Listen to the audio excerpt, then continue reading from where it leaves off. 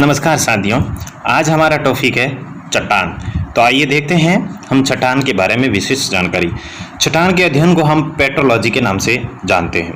तो पेट्रोलॉजी, चट्टान का अध्ययन क्या कहलाता है? पेट्रोलॉजी। तो साथियों, संपूर्ण पृथ्वी पर का जो निर्माण है वो अत्यधिक चट्टानों के कारण ही हुआ है। चट्टानों से पृथ्वी का निर्माण माना जाता है।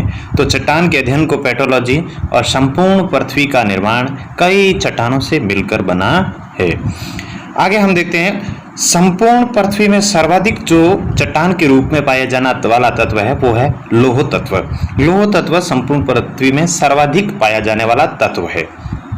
उसके बाद हम देखते हैं कि इस पृथ्वी में और क्या क्या चट्टानों से बना है। पृथ्वी पर निर्माण के समय लगभग 2000 खनिजों का योगदान है, जिसमें 24 खनिजों का महत्वपूर्ण योगदान है। यानी कि इस पृथ्वी के निर्माण के समय लगभग कितने खनिज थे? 2000 खनिज थे, लेकिन धीरे धीरे 24 खनिज इसमें महत्वपूर्ण माने जाते हैं। उसके बाद हम देखते हैं कि पृथ्वी पर जो सर्वाधिक पाया जाने वाला खनिज है वो है फेल्सपार। कौन सा है? फेल्सपार सर्वाधिक पाया जाने वाला खनिज है। अब हम चट्टान का थोड़ा वर्गीकरण देखते हैं। सर्वाधिक कोमल खनिज या चट्टान टाल्क है, वो सबसे कठोर हीरा। अगर आपसे पूछे खनिज वो जो सबसे कोमल है टाल्क, और सबसे कठोर है जो वो है हीरा। हीरा सबसे कठोर चट्टान मानी जाती है। तो दोस्तों, पृथ्वी के निर्माण के समय इस पर केवल आग्नेय चट्टान थी। सबसे पहले आग्नेय चट्टानों का उद्भव होता है। और अब हम चट्टान का वर्गीकरण अच्छी तरीके से जानेंगे कि चट्टानें कौन कौन सी है और कौन सी चट्टान को किस नाम से जाना जाता है। चट्टानें 3 प्रकार की होती है। अब हम इसका वर्गीकरण देखेंगे। आपको डायग्रामिक में वर्गीकरण बताता हूं, आप ध्यान से देखिएगा और इसका बाद में स्क्रीनशॉट भी लीजिएगा, आपके काम की चीज है। चट्टान, सबसे पहले आग्नेय चट्टान, अवसादी चट्टान और कायांतरित चट्टान। 3 प्रकार की चट्टानें हैं। आग्नेय चट्टान, अवसादी चट्टान और कायांतरित चट्टान। ये 3 प्रकार की मुख्य चट्टानें मानी जाती है। अब देखिए, आग्नेय चट्टान में इसको प्राथमिक चट्टान भी कहते हैं। इसे प्राथमिक चट्टान के अलावा इसे रेवेदार चट्टान भी कहते हैं। रेवेदार चट्टान इसलिए कहते हैं क्योंकि इसमें जो दिखने में वो रेवे की टाइप दिखती है और सर्वप्रथम चट्टान है, और ये मैग्मा वो लावा जनित चट्टान मानी जाती है। कौन सी? आग्नेय चट्टान। अवसादी चट्टानें हैं दूसरी। इस चट्टानों को द्वितीयक यानी कि सेकेंडरी सेल कहते हैं इसको, या इसे द्वितीयक चट्टान कहते हैं, क्योंकि इस चट्टानों के अंदर ज्यादातर क्या पाई जाती हैं? परतें पाई जाती है। इसलिए इसको हम द्वितीयक चट्टान, और द्वितीयक चट्टान के बाद इसे हम परतदार चट्टान भी कहते हैं। और तीसरी बात, ये जो अवसादी चट्टान है इनका धीरे धीरे जो निर्माण है वो आनाचंदन की क्रिया के द्वारा होता है। प्रश्न परीक्षा में अक्सर यही पूछा जाता है कि निम्न में से किस चट्टान का निर्माण आनासाधन की प्रक्रिया या क्रिया के द्वारा हुआ है? तो आपका उत्तर होना चाहिए अवसादी चट्टान। अवसादी चट्टान मतलब आनाचंदन का मतलब है धीरे धीरे उसका जमा होता है और आनाचंदन की क्रिया के द्वारा इसका निर्माण होता है। तीसरी जो चट्टान है वो कायांतरित, ये एक रूपांतरित चट्टान है। पुनः क्रिस्टलीकरण प्रक्रिया के फलस्वरूप उच्च ताप से इसका निर्माण होता है। यानी कि अवसादी वो आग्नेय चट्टानें पुनः ये कायांतरित चट्टानों में बदल जाती है। अब हम सबसे पहले देखते हैं आग्नेय शैलों का वर्गीकरण। दोस्तों, आग्नेय शैलों का वर्गीकरण हम 2 प्रकार से देखते हैं। पहला, निर्माण स्थल के अनुसार। दूसरा, इसका रासायनिक संरचना या रासायनिक संगठन के आधार पर इसका निर्माण। तो आग्नेय शैल हैं जो 2 तरीके से इसका निर्माण हुआ है। निर्माण किस अनुसार हुआ है? स्थल के मतलब आकार के उत्पत्ति के आधार पर, और दूसरा हम कह सकते हैं इसकी रासायनिक संरचना के आधार पर। उत्पत्ति या निर्माण स्थल के अनुसार ये 2 प्रकार की है, बाहरी और आंतरिक। और बाहर आंतरिक जो चट्टान है उनको 2 भागों में हमने बांटा, पातालीय शैल और अधिपातालीय शैल। और रासायनिक संरचना के अनुसार हमने उनको अम्लीय, मध्यवर्ती शैल, अल्ट्रासनिक शैल और फैटिक शैल, इस प्रकार से हमने इसको बांटा जाता है। आंतरिक चट्टान में जो पातालीय शैल और अधिपातालीय, जिसको हम उपपातालीय चट्टान भी कहते हैं। देखिए, पातालीय चट्टानें क्या होती है? जब मैग्मा धरातल के अंदर ही अत्यधिक गहराई में जमकर कठोर हो जाता है, उन्हें पातालीय आग्नेय चट्टान कहा जाता है। इसमें मैग्मा धीरे धीरे ठंडा होता है, अतः बड़े बड़े क्रिस्टल पाए जाते हैं, जैसे हम कह सकते हैं ग्रेनाइट है, डोलोमाइट है, ये इसके प्रमुख उदाहरण है। मध्यवर्ती चट्टानों में हम आग्नेय चट्टानों को 5 भागों में बांटेंगे। इसका अध्ययन हम जरूर करेंगे अगली क्लास में। आपके लिए जो मध्यवर्ती या अधिपातालीय जो चट्टान है, इस अधिपातालीय चट्टान के बारे में हम एक बहुत बड़ा वीडियो लेके आ रहे हैं, ठीक है, जिसमें हम बैथोलिथ, लेपोलिथ और फैकोलिथ, लेकोलिथ और चील और डाइक 6 प्रकार की चट्टानें हैं जो अधिपातालीय चट्टानों का प्रमुख उदाहरण है। तो हम आगे बात करते हैं अधिपातालीय छेलों की।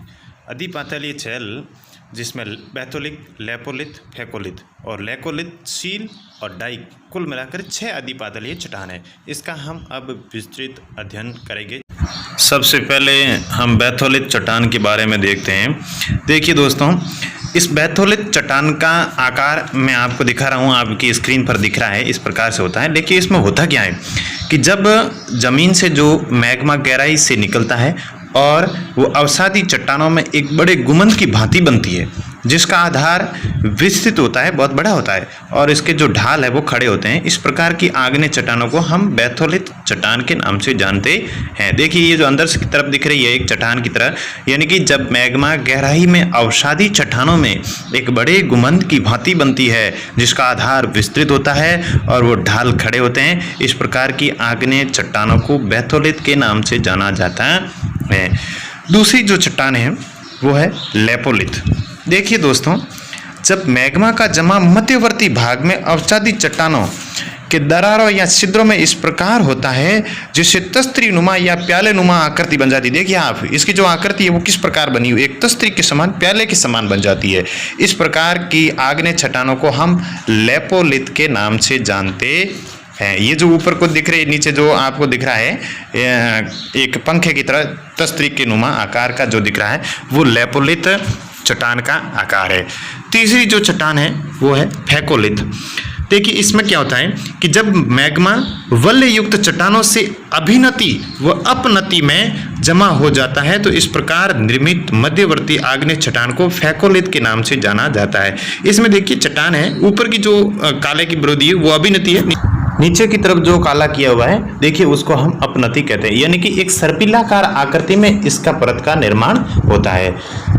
अब देखिए दोस्तों, चौथी जो चट्टान है वो लेकोलिथ चट्टान है। क्या नाम है? लेकोलिथ। जब मैग्मा चट्टानों की दरारों में ठंडा होने के बाद और गुंबदकार आकृति में जमकर ये मैग्मा कठोर हो जाता है तो इस प्रकार जो मध्यवर्ती या अधिपातालीय जो आग्नेय चट्टानों का निर्माण होता है, इन चट्टानों को हम लेकोलिथ चट्टान कहते हैं। ये देखिए जो जब बीच में जो मैग्मा है चट्टान के अंदर से निकला और उसके बाद एक फैल करके एक गुंबद आकार की आकृति में जमकर कठोर हो गया, इसे ही हम मध्यवर्ती आग्नेय चट्टानों में लेकोलिथ चट्टान कहते हैं।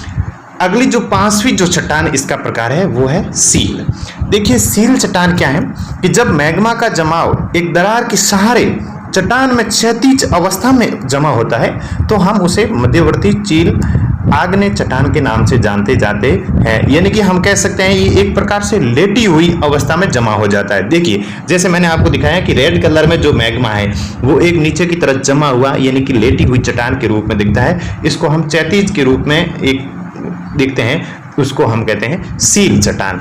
छठा जो सील प्रकार है वो है डाइक। तो डाइक चट्टान का निर्माण कैसे हुआ? देखिए कि जब मैग्मा का जमाव एक खड़ी चट्टान के रूप में एक इस प्रकार हुआ उसे हम डाइक कहते हैं। यानी कि इसका जो निर्माण है वो एक गुंबद आकार में ऊपर की तरफ एक खड़ी चट्टान के रूप में दिखाई देता है, उसे ही हम डाइक चट्टान कहते हैं। तो आपको मैंने 6 प्रकार की चट्टानें बताई जो अधिपातालीय चट्टानों के उदाहरण हैं। तो इस प्रकार हम बात एक में नोट करके आपको लिखवाता हूँ कि जब मध्यवर्ती आग्नेय चट्टान डाइक की ऊपरी भाग का अपर्दन अधिक कर लेती है तो डाइक चट्टान धरातल पर प्रकट होती है, जिसे हम मेसा या बूटी के नाम से भी जानते हैं। मेसा या बूटी, ये ऊपरी मेसा और चोटी मूछा जो होती है उसको हम चोटी बूटी या ऊपरी मेसा के नाम से जानते। कौन सी चट्टान है? यानी कि आग्नेय चट्टान जब डाई के ऊपरी भाग का अपर्दन कर देती है, ये जो डाई की चट्टान दिख रही है इसके जब ऊपर की भाग का अपर्दन मतलब इसका कटाव हो जाता है तो इस प्रकार से एक नई चट्टान बनती है छोटी सी, उसे हम मेसा या बूटी चट्टान के नाम से भी जानते हैं। तो धन्यवाद दोस्तों, आज हमने अधिपाताली चट्टानें जो आग्नेय चट्टानों का उदाहरण है उन 6 चट्टानों के नाम और उनकी आकृति और उनकी विशेषताओं को पढ़ा।